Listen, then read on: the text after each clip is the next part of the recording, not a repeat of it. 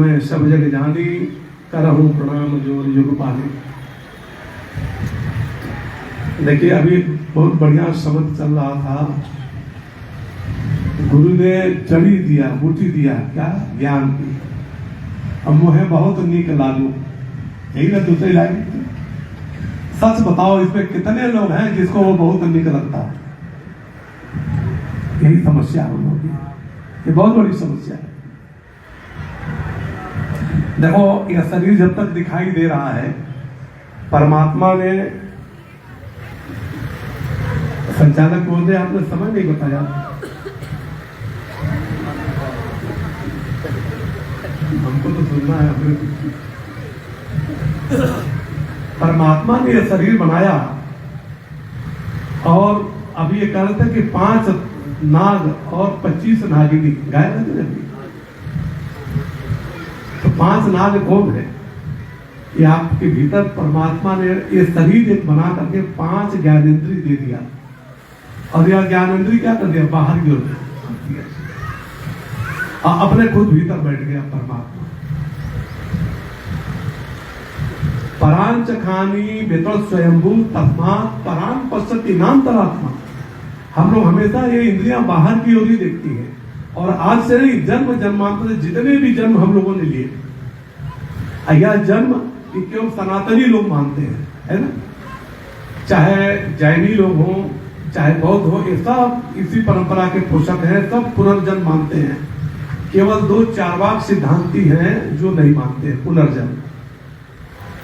एक तो मुस्लिम समुदाय वो पुनर्जन्म नहीं मानता और क्रिश्चियन भी नहीं मानते पुनर्जन्म।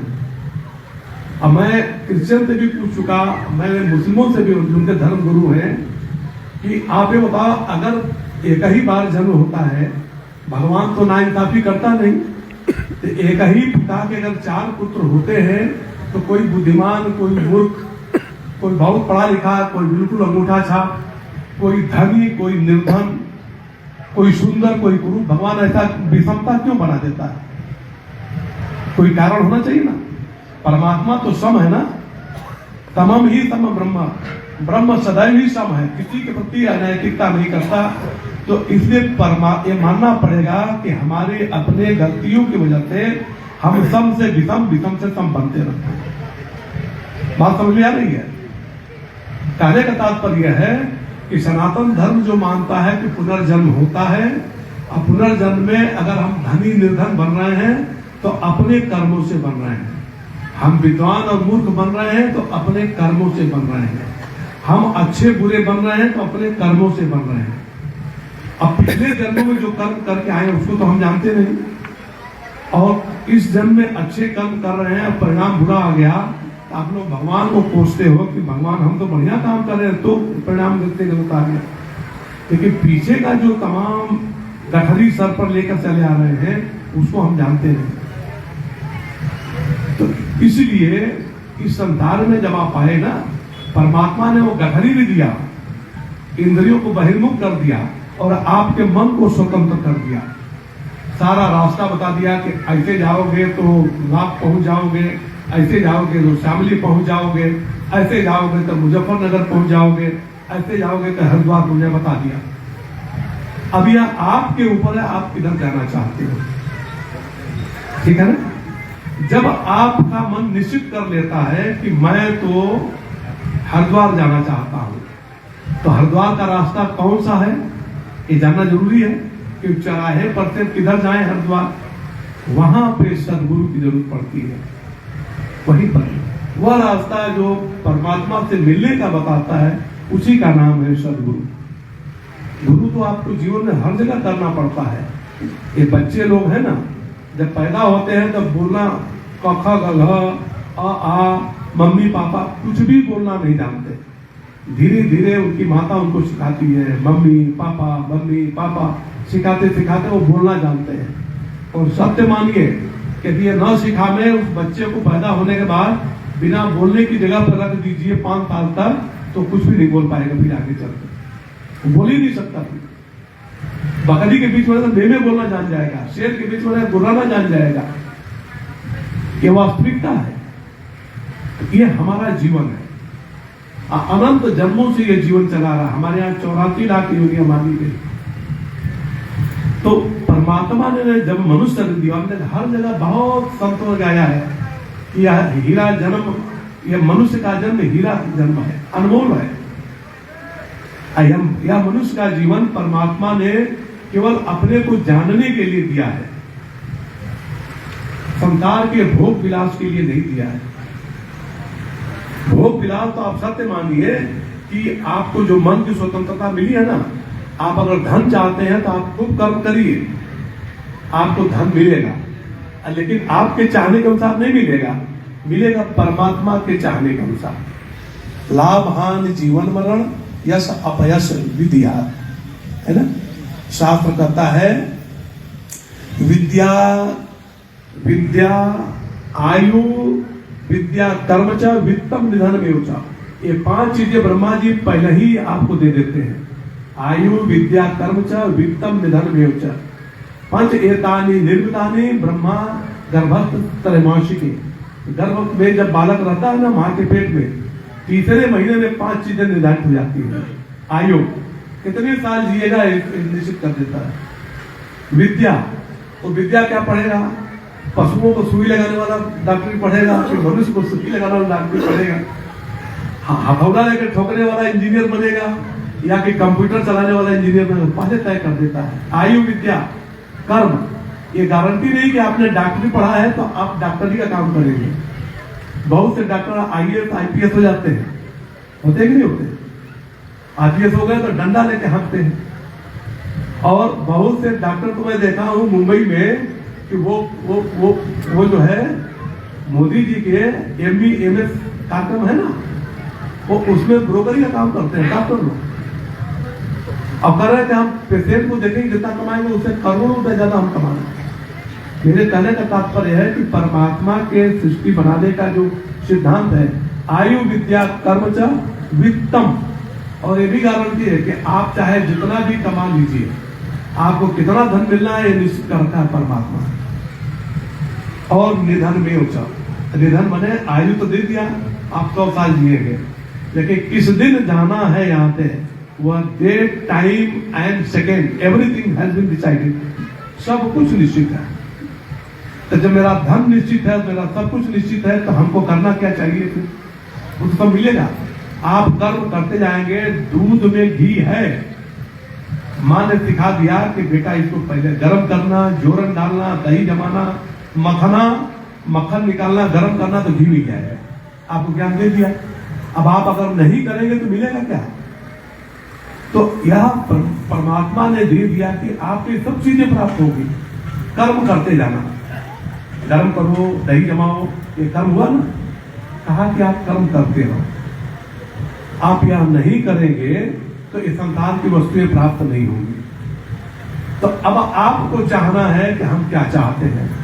उस चौराहे पर आप खड़े, मनुष्य जीवन मिलने के बाद आपकी स्वतंत्रता यही है कि आप चौराहे पर खड़े होते हैं। हमको चाहिए क्या? धन संपत्ति संसार चाहिए, तो आप जो कर रहे हैं करिए, लेकिन साथ में कहता उसके लिए भी आपको गुरु के पास ही जाना चाहिए। रामायण तो बहुत से लोग पढ़े भी हैं, जानते भी हैं। दशरथ जी को पुत्र नहीं हो रहा, तो पुत्र होने के लिए भी गुरु जी के पास जाते, पूछते कि कैसे होगा, क्या होगा, गुरु जी बताइए, है ना। तो इसी तरह से प्रतीक विवाह का प्रस्ताव आता है, गुरु जी के पास पहुंचे, हर काम के लिए गुरु जी के पास जाते हैं। तो यह लौकिक गुरु होते हैं, यह लौकिक विद्या भी बताते हैं। एक सदगुरु होता है जो वहां चौराहे पर से आपको सीधे परमात्मा के तरफ ले चलता है। हम सभी संत उस सदगुरु के ही उपासक हैं। गुरु ब्रह्मा गुरु विष्णु, जब तक यह भाव आत्मस्थ नहीं होगा, जो लोग भी परमात्मा से मिलना चाहते हैं, ये जीवन केवल इसी के लिए मिला है और आप चाहते हैं कि भगवान की प्राप्ति हो, तो जब तक आप अपने गुरु में पक्की निष्ठा भगवान की नहीं रखेंगे। यथा देवे पराभक्ति, जैसे आपकी देवता में पराभक्ति, आपको विश्वास है ना कि शंकर भगवान की पूजा करेंगे तो यह मिल जाएगा, दुर्गा माता की पूजा करेंगे तो यह मिल जाएगा, हनुमान की पूजा करेंगे तो यह मिल जाएगा, राम की पूजा करेंगे तो यह मिल जाएगा। एक विश्वास है, इसलिए तो मंदिर जाते हैं। आपको गुरु जी पर विश्वास होता है कि गुरु जी की अगर हम पूजा करेंगे तो यह मिल जाएगा? ये विश्वास होता नहीं जल्दी। जब समय आपके हृदय में बात ठीक से बैठ जाएगी। अभी बुजुर्गान का जो दूसरी लाइन थी ना, यह ज्ञान मोहे नीक लागे, जिस दिन यह बात नीक लगने लगी कि गुरु ब्रह्मा, गुरु जी ही ब्रह्मा बने, इस सृष्टि के कर्ता तो ये गुरु तत्व ही है। गुरु विष्णु वही पालन कर रहे हैं, गुरुदेव पालन कर रहे हैं। गुरुदेव कोई शरीर नहीं है, हमको दिखे ही शरीर में। राम जी जब भगवान आए तो भी एक शरीर में दिखे ना, ऐसे गुरु जी भी एक शरीर में दिखते हैं, लेकिन वो शरीर है नहीं। शरीर तो कबीरदास जी ने कहा है ना, जस की तस रख दीनी चदरिया। चदरिया क्या है? शरीर कपड़ा है, और इसमें 3 कपड़ा है। एक कपड़ा ये स्थूल शरीर है, ये जानते हैं सामने बैठे, इनका हम बहुत सुनते हैं, बहुत अच्छा लगता है, लोग शुद्ध वेदांत बोलते हैं। और इसके भीतर एक कपड़ा है जिसको अंतःकरण कहते हैं आप लोग, है ना? उस अंतःकरण को साफ करना आपके हाथ में है। कबीरदास जी इसी को कहते हैं कि जस की तक रख दीनी, जैसा परमात्मा आपने अंतःकरण दिया, मैंने वैसा ही आपको वापस किया, शुद्ध अंतःकरण कर दिया। उसके बाद सदगुरु का काम आता है। उसके बाद एक पर्दा होता है जिसको कहते हैं अज्ञान अंधकार। वह अज्ञान अंधकार गुरु दूर करता है, एक झटके में आपका अज्ञान दूर कर देता है। तो इसलिए वो कपड़ा जो है ना, ये जो शरीर है, ये गुरु नहीं है। गुरु ब्रह्मा, गुरु विष्णु, गुरु देवो महेश्वर, गुरुदेव ही महेश्वर है, वही परमात्मा। गुरु साक्षात परम ब्रह्म, गुरुदेव ही हमारे परम ब्रह्म है। तस्मै श्री। मैं इन सभी चारों रूपों में जब आप अपने गुरु को देखेंगे तो आपको सृष्टि चाहिए, आपको पुत्र चाहिए। सृष्टि का तात्पर्य क्या है? पुत्र, पोता, नाती। कितने लोग ऐसे हैं जो गुरु जी की आज्ञा मानते हैं, गुरु जी के पास जाते हैं और सच्चे भाव से गुरु की पूजा करते हैं कि मुझे पुत्र चाहिए। आप करके देखो ना। अहंकार भींकार रहस्ययुक्तम श्रृंगार गूढ़ार्थ महाविभूत्या ओंकार मर्म प्रतिपादनीभ्याम नमो नमः श्री गुरुपादिया। ये सब कुछ देने वाले होते हैं, लेकिन हमारा दृढ़ विश्वास नहीं बनता है। ये बहुत बड़ी समस्या है। घर की मुर्गी भाई हम लोग घर का समझ लेते हैं। इसलिए गुरुदेव को जब तक सब नहीं मानेंगे हम, तब तक बात बनने वाली नहीं है। क्यों नहीं मानते हैं? क्योंकि जो मैंने कहा ना कि परांच खानी वेतन स्वयंभू तस्मात् परांच पश्चात्मांतरात्मा। जन्मों जन्मों से हम लोग का यह जो ज्ञान इंद्रियां है ना, सब बहिर्मुख रही है। इसलिए वो परांच पश्चिम बाहर की ओर देखती है, अंतर्मुखता नहीं आती है। कच्चित धीरा प्रत्यगात मानव है। कोई कोई धीर पुरुष, जिस महापुरुष की हम लोग पूरी स्मृति बना रहे हैं, ऐसा ऐसा कोई धीर पुरुष होता है। कश्चित प्रत्यगात्मानम, कश्चित धीरा प्रत्यगात्मानम ऐसा। कोई कोई धीर पुरुष उस परमात्मा को जानना चाहता है। आवृत चक्षु अमृतत्व वीक्षण। तो आवृत चक्षु माने आंख, आवृत माने ढक देना। जो चक्षु मेरी बाहर की जा रही उधर तो वो ढक देता है, उसको अंदर की ओर ले आता है। जिन लोगों ने ऐसा किया, गुरुदेव हमारे अपने अंतर्मुखता में आए, अपने अंतर्मुखता में आए, आज हम लोगों के लिए पूजनीय हो गए। वो अकेला अपने नहीं आगे बढ़े, इतने इतने हजारों लोग यहाँ से लेकर के बीकानेर तक, इधर काशी तक, आप जहां तक चले आएंगे वहां तक इनका साम्राज्य फैला हुआ। लोग इनके ज्ञान से प्लावित होकर के अपने अपने जीवन को कृतार्थ कर रहे हैं। अब उन्हीं की प्रतिमूर्ति साक्षात आप लोग देखते हैं स्वामी जी को हम लोग के बीच में, कितना सरल स्वभाव, सीधी सामान्य बन के रहते हैं।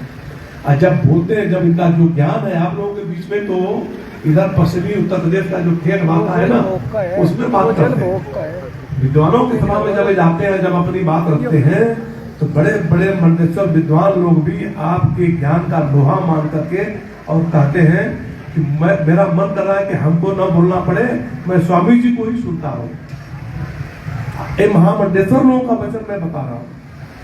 तो इसलिए क्योंकि विद्या ददाति विनयम, जब ज्ञान आता है ना, तो शालीनता आ जाती है, सौम्यता आ जाती है, गंभीरता आ जाती है। और जब तक उस गंभीरता में आप प्रवेश नहीं करेंगे, जब तक उस गंभीरता में प्रवेश नहीं करेंगे, कबीरदास जी क्या कहते हैं, जिन खोजा तिन पाइया गहरे पानी पैठ। आप जरा विचार करिए कि पानी के भीतर हीरा है, दिखाई देता है क्या? लेकिन आपने अगर दृढ़ विश्वास कर लिया कि नहीं, अगर गुरु जी ने कहा कि पूछो वही मिलेगा, तो जिन खोजा तिन पाइया, वो पा गए गहरे पानी पैठ। मैं बपुरा बूढ़न डरा रहा किनारे बैठ, है ना? ये सत्य मानो मेरे भाइयों कि जब दृढ़ता आएगी इसमें, जब आपका चित्त पकड़ेगा उसको, आवृत चक्षु अमृत तत्व मिक्षम, जब उस अमृत तत्व अमर पदार्थ जो परमात्मा है, अंतर्यामी भगवान आपके हृदय में बैठा हुआ है, जब आप आवृत चक्षु होंगे, अपने अंतर्मुखता में आएंगे, तब आपको उसका दर्शन होने लगेगा। और वह आने के लिए शर्त क्या है कि यश देवे पराभक्ति यथा देवो तथा गुरु। आपको भगवान में जितनी पक्की निष्ठा है, वही पक्की निष्ठा है आपकी, वही पक्की निष्ठा आपकी अपने गुरु में होनी चाहिए। बल्कि साथ आगे कहता कि गुरु में उससे भी ज्यादा निष्ठा रखो। ये हम नहीं कर रहे, एक साक्षात गुरु जी ने कहा, गुरु गोविंद दोगु खड़े काके लागो पाए, बलिहारी गुरु आपनो गोविंद दियो बताए। ये गोविंद नहीं बताया कि तुम्हारे लिए बलिहारी गुरुदेव की है, क्योंकि अगर गुरुदेव नहीं होते तो तुम हमको नहीं जान पाते। इसलिए तुम गुरुदेव को पहले पूछो। यह जो भाव आया है ना, इसलिए जिन लोगों ने उस गुरुदेव का स्वरूप त्वमेव माता च पिता त्वमेव, जिसने गुरुदेव को ही अपना माता मान लिया, अपना पिता मान लिया, त्वमेव बंधु च सखा त्वमेव, तुम ही मेरे भाई बंधु हो। और वास्तव में गुरु हर रूप में होता है।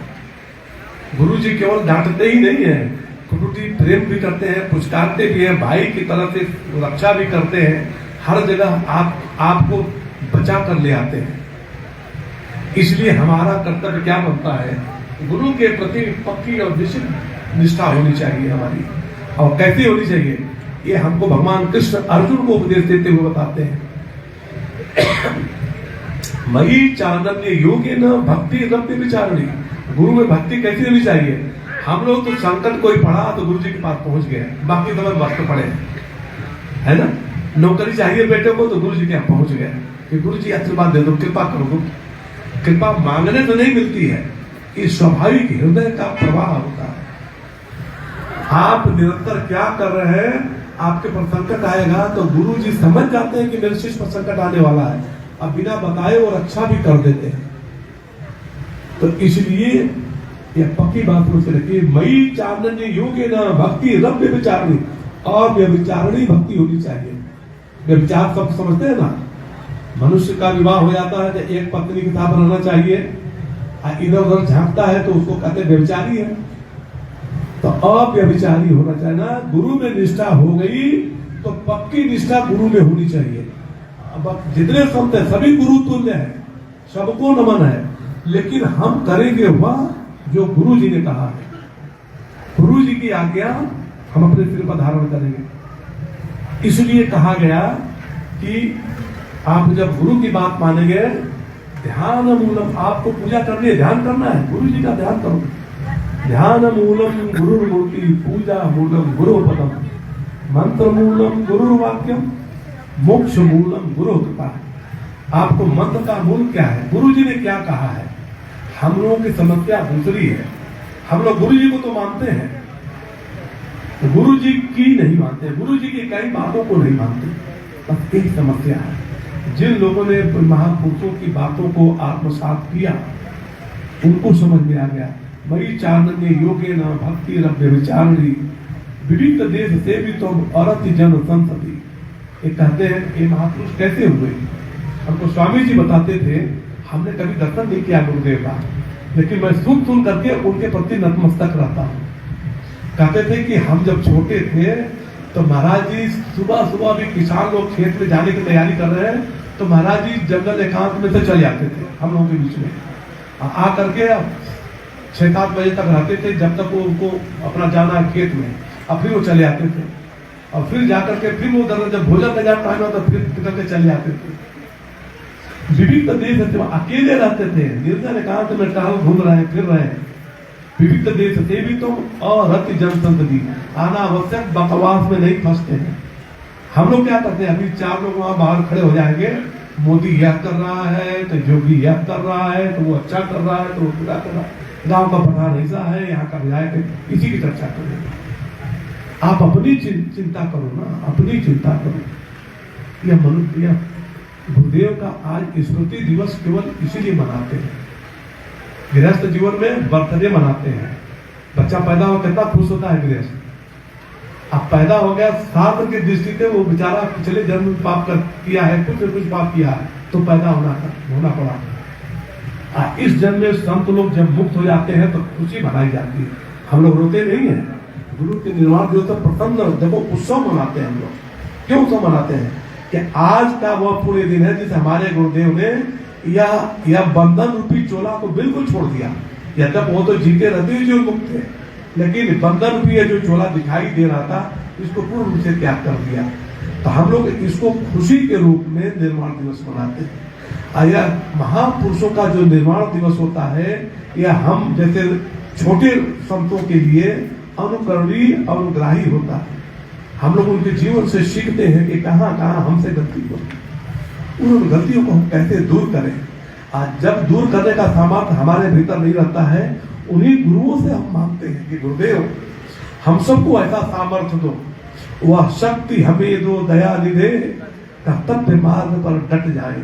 कि गुरुदेव ऐसी हम लोगों को शक्ति दो कि जितने यहाँ पे श्रवण कर रहे हैं, जितने हैं, और जो लोग घर पे नहीं आ पाए किसी कारण से, कि वहां बैठ करके ध्यान कर रहे हैं, आपका स्मरण कर रहे हैं, है ना, कहा ही सुनाई अनुमोदन, जो घर पे बैठ करके अनुमोदन भी कर रहे हैं, गोपद इव भवनिधि सोता नहीं, ऐसे लोग भी गाय के खुर को जैसे पार करने में बिना श्रम होता है। हे गुरुदेव हम सब पर ऐसी आपकी कृपा बरसे, हम सब लोग इस जगत में आए हैं तो अपने वास्तविक लक्ष्य को प्राप्त करें। इसी भाव के साथ, यही मन का भाव लिए हुए आपके चरणों में मेरी बात पुष्पांजलि है। और गुरुदेव के प्रतिमूर्ति के रूप में इस कार्यक्रम की जो अध्यक्षता कर रहे हैं, उनके चरणों में मेरा बार बार नमन है। भूयो भूयो नमः में हम सभी पूज्य संत चरणों को बार बार नमन। आप सभी को फिर से सिया राम में सब जगह जानी, करहु प्रणाम जोर युग पानी। हरि ओम तत्सत।